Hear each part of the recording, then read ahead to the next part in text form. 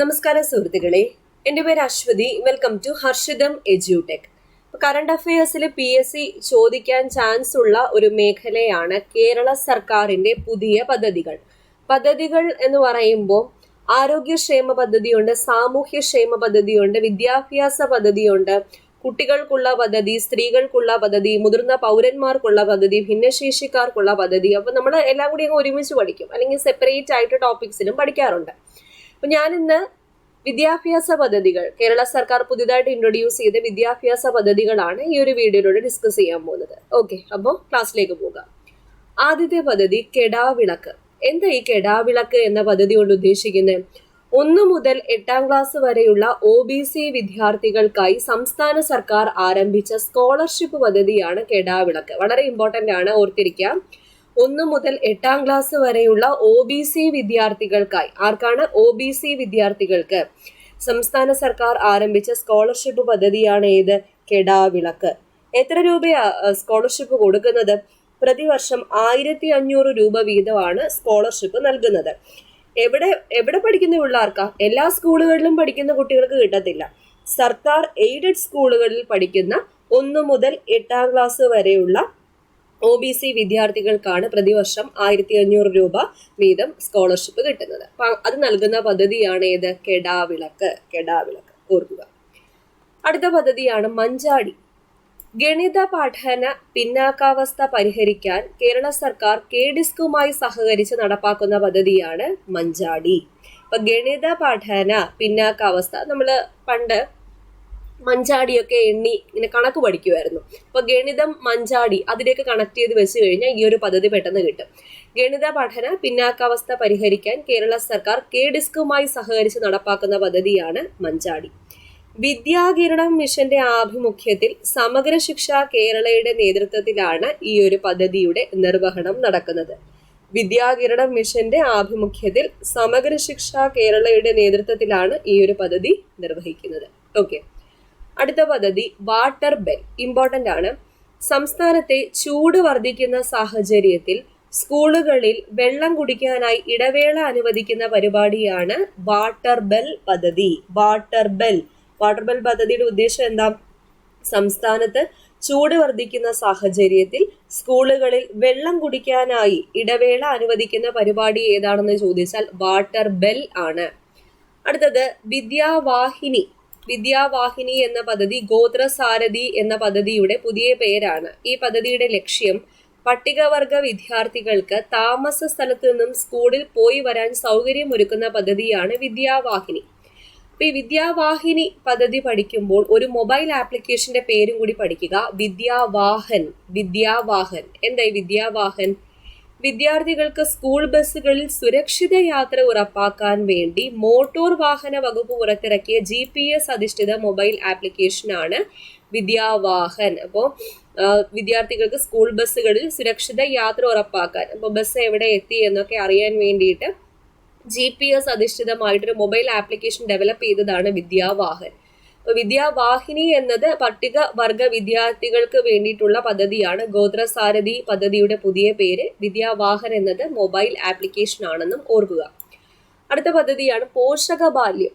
അങ്കണവാടി കുട്ടികൾക്ക് ആഴ്ചയിൽ 2 ദിവസം പാലും മുട്ടയും നൽകുന്ന പദ്ധതിയുടെ പേരെന്ത്? പോഷകബാല്യം. അങ്കണവാടി കുട്ടികൾക്ക് പോഷകം ലഭിക്കാൻ വേണ്ടിയിട്ടുള്ള പദ്ധതിയാണ്. അവർക്ക് പോഷണത്തിന് വേണ്ടി പോഷകം കിട്ടാൻ എന്തൊക്കെ കൊടുക്കുന്നു? പാലും മുട്ടയും ആഴ്ചയിൽ 2 ദിവസം കൊടുക്കുന്നു. അങ്കണവാടി കുട്ടികൾക്ക് ആഴ്ചയിൽ 2 ദിവസം പാലും മുട്ടയും നൽകുന്ന പദ്ധതിയുടെ പേരെന്താ? പോഷക ബാല്യം. അടുത്ത പദ്ധതിയാണ് ഉണർവ്. ഇമ്പോർട്ടന്റ് ആണ്. ഉണർവ് എന്നത് ലഹരി വസ്തുക്കളുടെ ഉപയോഗം തടയാൻ വേണ്ടിയിട്ടുള്ള പദ്ധതിയാണെന്ന് സിമ്പിൾ ആയിട്ട് ഓർക്കുക. ലഹരി വസ്തുക്കളുടെ ഉപയോഗം തടയാൻ വേണ്ടിയിട്ടുള്ള പദ്ധതിയാണ്. ഇപ്പൊ സ്കൂൾ വിദ്യാർത്ഥികളിൽ ലഹരി വസ്തുക്കളുടെ ഉപയോഗം തടയാൻ വിദ്യാലയങ്ങളിൽ എക്സൈസ് വകുപ്പിന് കീഴിലെ വിമുക്തിയുടെ നേതൃത്വത്തിൽ നടപ്പിലാക്കുന്ന പദ്ധതിയാണ് ഉണർവ്. വിമുക്തി എന്ന പദ്ധതി കേരള സർക്കാരിന്റെ ലഹരി വിമുക്ത പദ്ധതിയാണ്. എക്സൈസ് വകുപ്പിന്റെ കീഴിൽ വരുന്ന പദ്ധതിയാണ്. അപ്പോൾ അതിനോടനുബന്ധിച്ച മറ്റൊരു പദ്ധതിയാണ് ഉണർവ്. അതായത് സ്കൂൾ വിദ്യാർത്ഥികളിൽ ലഹരി വസ്തുക്കളുടെ ഉപയോഗം തടയാൻ വിദ്യാലയങ്ങളിൽ എക്സൈസ് വകുപ്പിന് കീഴിലെ വിമുക്തിയുടെ നേതൃത്വത്തിൽ നടപ്പിലാക്കുന്ന പദ്ധതി ഏതാണെന്ന് ചോദിച്ചാൽ ഏതാ? ഉണർവാണ്. അടുത്തത് പ്രോജക്റ്റ് എക്സ്. തലസ്ഥാന ജില്ലയിലെ സ്കൂൾ വിദ്യാർത്ഥികൾക്ക് ലൈംഗിക വിദ്യാഭ്യാസം നൽകുന്നതിന് വേണ്ടി ആരംഭിച്ച പദ്ധതിയാണ് പ്രോജക്റ്റ് എക്സ്.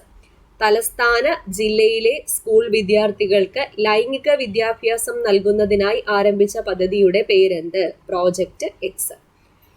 അടുത്ത പദ്ധതിയാണ് മലയാള മധുരം.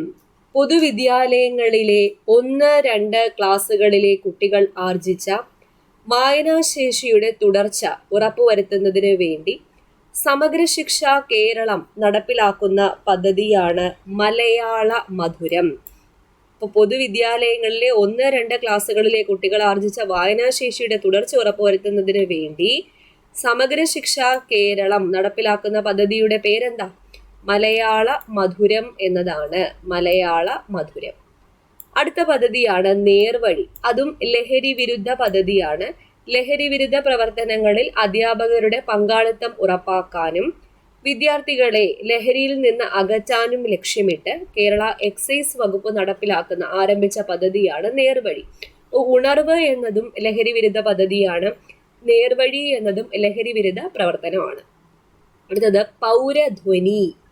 എന്താ പൗരധ്വനി? സാക്ഷരതാ മിഷന്റെ സാമൂഹ്യ വിദ്യാഭ്യാസ പദ്ധതിയാണ് പൗരധ്വനി. സാക്ഷരതാ മിഷന്റെ സാമൂഹ്യ വിദ്യാഭ്യാസ പദ്ധതി സംസ്ഥാന സർക്കാരിന്റെ 2ാം വാർഷികത്തിന്റെ ഭാഗമായി 100 ദിന കർമ്മ പദ്ധതിയിൽ ഉൾപ്പെടുത്തി നടപ്പിലാക്കുന്ന പദ്ധതിയാണ് ഏത്? പൗരധ്വനി. അപ്പൊ സാക്ഷരതാ മിഷന്റെ സാമൂഹ്യ വിദ്യാഭ്യാസ പദ്ധതിയാണ് പൗരധ്വനി. സംസ്ഥാന സർക്കാരിന്റെ 2ാം വാർഷികത്തിന്റെ ഭാഗമായി 100 ദിന കർമ്മ പദ്ധതിയിൽ ഉൾപ്പെടുത്തി നടപ്പാക്കുന്ന പദ്ധതിയാണ് ഏത്? പൗരധ്വനി. പൗരധ്വനി ഓർക്കുക. അടുത്ത പദ്ധതി ഹോപ്പ്. എന്താണ് ഹോപ്പ്? ശ്രദ്ധയും പരിരക്ഷയും ആവശ്യമുള്ള പാതി വഴിയിൽ പഠനം മുടങ്ങിയ കുട്ടികളുടെ തുടർ പഠനം സാധ്യമാക്കാൻ പോലീസും വിവിധ സർക്കാർ ഇതര സംവിധാനങ്ങളും പൊതുജന പങ്കാളിത്തത്തോടെ നടപ്പിലാക്കുന്ന പദ്ധതിയാണ് ഹോപ്പ്. ഹോപ്പ് ഒരു പ്രതീക്ഷ. ശ്രദ്ധയും പരിരക്ഷയും ആവശ്യമുള്ള പാതി വഴിയിൽ പഠനം മുടങ്ങിയ കുട്ടികളുടെ തുടർ പഠനം സാധ്യമാക്കാൻ പോലീസും വിവിധ സർക്കാർ ഇതര സംവിധാനങ്ങളും പൊതുജന പങ്കാളിത്തത്തോടെ നടപ്പിലാക്കുന്ന പദ്ധതിയുടെ പേരെന്ത്? ഹോപ്പ്. അടുത്തത് സേഫ് റോഡ്. എന്താണ് സേഫ് റോഡ് പദ്ധതി? വിദ്യാർത്ഥികളുടെ സുരക്ഷിതത്വം ഉറപ്പുവരുത്തുന്നതിന് വേണ്ടി സ്കൂളുകൾക്കടുത്തുള്ള റോഡുകൾ അപകടരഹിതമാക്കുക. സേഫ് റോഡ് ആ പേരിൽ നിന്ന് തന്നെ മനസ്സിലാക്കാം. റോഡുകൾ അപകടരഹിതമാക്കുക. എവിടെ? ഏതിനടുത്തുള്ള റോഡ്? സ്കൂളുകൾക്കടുത്തുള്ള റോഡുകൾ അപകടരഹിതമാക്കുക എന്ന ലക്ഷ്യത്തോടെ നഗരങ്ങളിൽ നടപ്പാക്കുന്ന പദ്ധതിയാണ് സേഫ് റോഡ്. സേഫ് റോഡ് എന്ന പദ്ധതി ഓർത്തിരിക്കുക. അടുത്ത പദ്ധതി കർമ്മചാരി. എന്താ കർമ്മചാരി? വിദ്യാർത്ഥികൾക്ക് പഠനത്തോടൊപ്പം തൊഴിലും ലഭ്യമാക്കാൻ വേണ്ടിയിട്ട് കർമ്മചാരി തൊഴിൽ. ഇപ്പോൾ വിദ്യാർത്ഥികൾക്ക് പഠനത്തോടൊപ്പം തൊഴിലും ലഭ്യമാക്കാൻ വേണ്ടി വിദ്യാഭ്യാസ തൊഴിൽ വകുപ്പുകളുടെ സഹകരണത്തോടെ ആരംഭിക്കുന്ന പദ്ധതിയാണ് കർമ്മചാരി. അപ്പോൾ വിദ്യാർത്ഥികൾക്ക് പഠനത്തോടൊപ്പം തൊഴിലധിഷ്ഠിത വിദ്യാഭ്യാസം പോലെ തൊഴിലും ലഭ്യമാക്കാൻ വേണ്ടി വിദ്യാഭ്യാസ തൊഴിൽ വകുപ്പുകളുടെ സഹകരണത്തോടെ ആരംഭിക്കുന്ന പദ്ധതിയാണ് കർമ്മചാരി. അടുത്ത പദ്ധതിയുടെ പേരാണ് വിങ്സ്. എന്താ വിങ്സ്? ഇത് പട്ടികജാതി പട്ടികവർഗ വിദ്യാർത്ഥികൾക്ക് വേണ്ടിയിട്ടുള്ള പദ്ധതിയാണ്.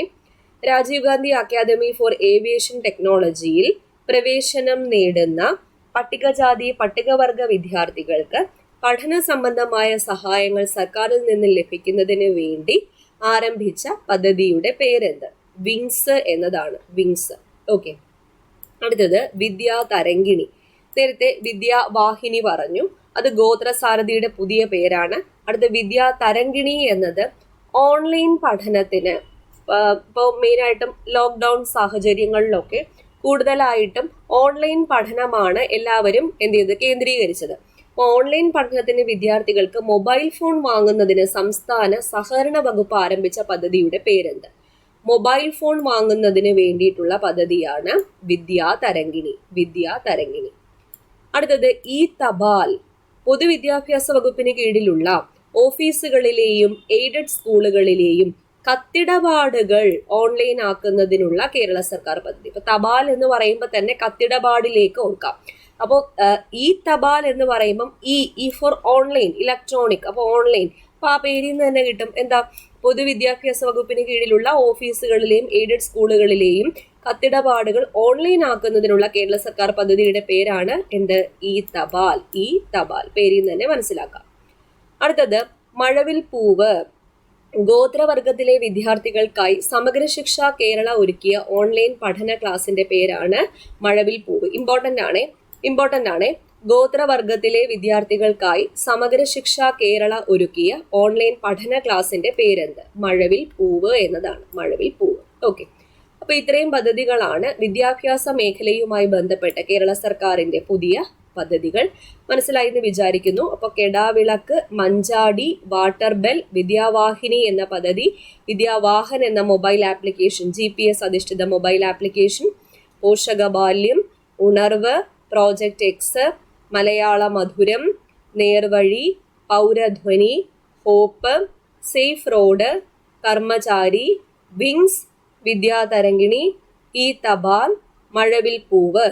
ഓക്കെ. അപ്പോൾ അടുത്തൊരു മേഖലയുമായിട്ട് ഇപ്പോൾ വിദ്യാഭ്യാസ പദ്ധതിയല്ലേ നമ്മൾ ഡിസ്കസ് ചെയ്ത്, ഇനി സാമൂഹ്യക്ഷേമ, പുതിയ സാമൂഹ്യക്ഷേമ അങ്ങനെയുള്ള മേഖലയായിട്ട് അടുത്ത ക്ലാസ്സിൽ വീണ്ടും കാണാം.